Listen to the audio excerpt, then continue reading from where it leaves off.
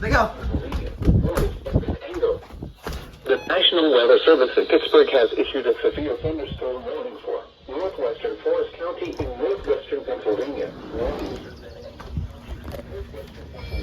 Until 4:30 p.m.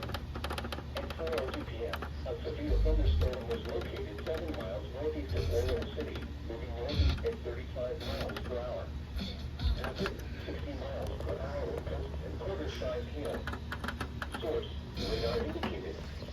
Impact: hail damage to vehicles is expected. Expect wind damage to roofs, siding, and trees.